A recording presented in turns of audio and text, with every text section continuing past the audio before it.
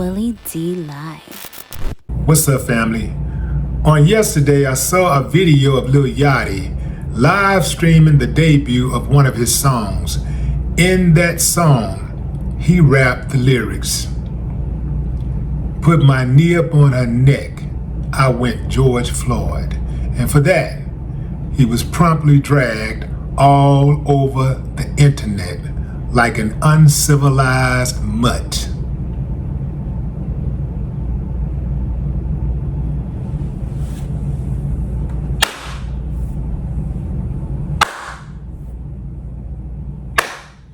I ain't got no problem with that. First of all, salute to everybody who called dude out. I checked out what Steven Jackson had to say about it. Steven Jackson was friends, personal friends, childhood friends with George Floyd.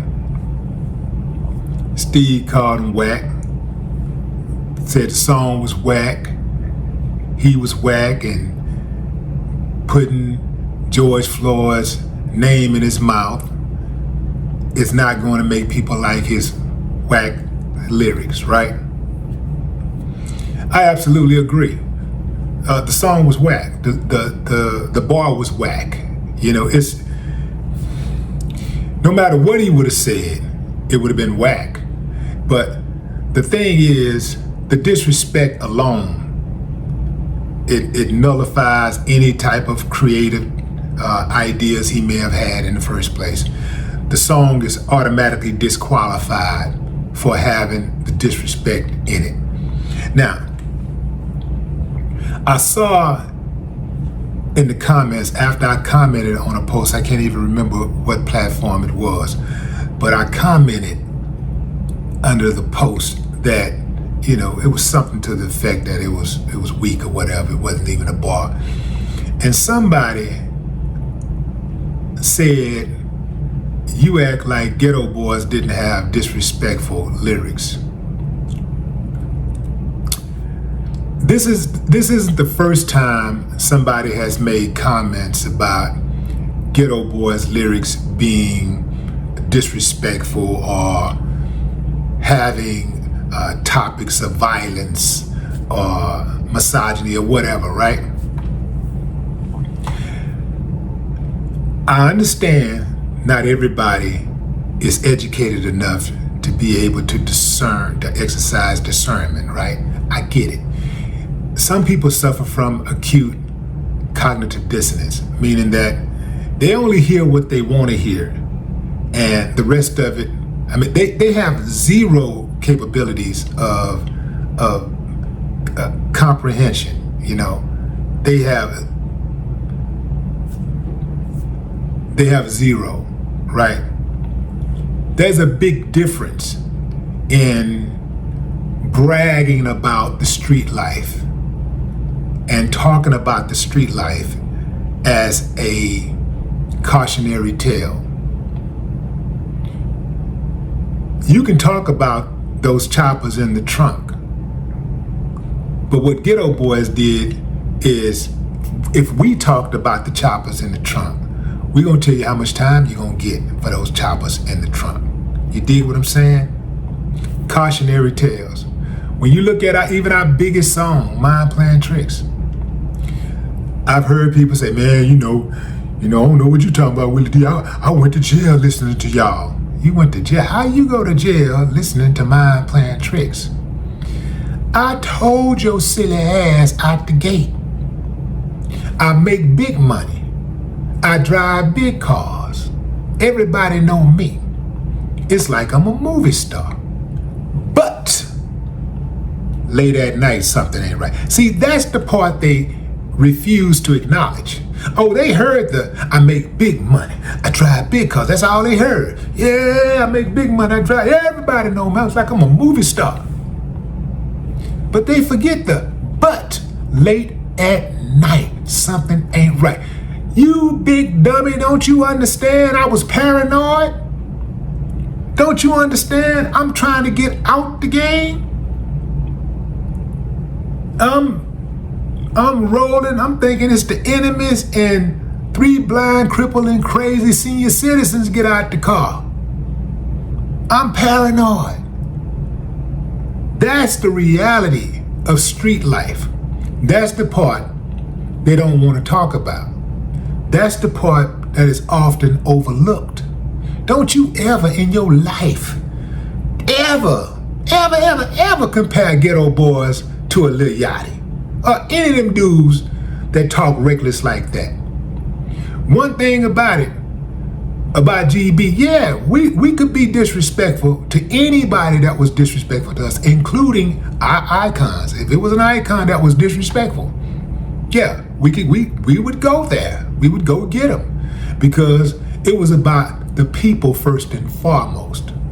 We were crusaders for the people first and foremost. So if one of our legends or icons got out of pocket and started acting like a coconut, they got called out. But that had to be a very, very rare situation. That was very, very extremely rare. Because our thing was always to uphold our icons, to show the utmost respect and reverence for those who paved the way for us, for those who came before us, who made the sacrifices. You know, putting George Floyd's name in a song and making fun of the way that he died just to get some likes and some shares and a couple of album sales. And to be honest, you know, I thought more of Lil Yachty. I never really paid attention to his music, but as a person, I thought he was better than that. You know, I met him at least once, and I thought he was a better person than that.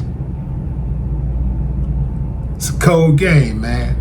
Disrespect, man. Disrespecting the icons, disrespecting those who made the sacrifices, disrespecting those who represent the struggle.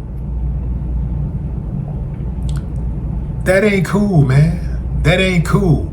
And I second that emotion that Steven Jackson had about all of H-Town is not cool with this. Not cool at all.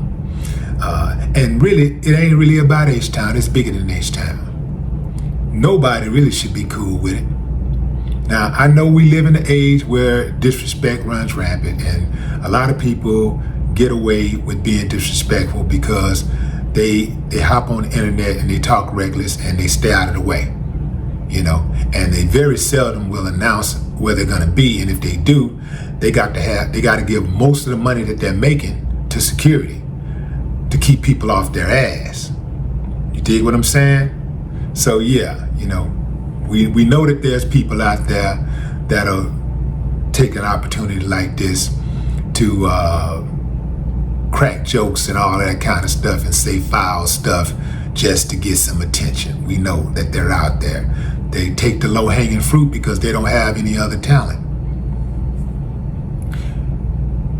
Something else Steve said. He said that, yeah, let one of your family members die and we're gonna make a skit about it and we're gonna have a good time and we're gonna see how it feel. Basically, he was saying we're gonna see how it feel when it's your turn. You know, I do not get the disrespect, you know, that so many youngsters have for our icons, our legends. You know, I don't get the disrespect because here's the thing. I know some of y'all can't stand anybody over 30 years old. Y'all think they're elderly. Lil Yachty ain't gonna never live this down. This is a permanent stain on his name. This is a permanent stain on his reputation. At some point, he's going to become a little old. I think he was like 27 years old or something. At 27, he's old enough to know better. But one of these days, if you keep waking up, he's going to be 37, then 47, and he's still going to have that on his record. This is going to be a permanent stain on his reputation. Think I'm lying? Keep waking up. No more talk.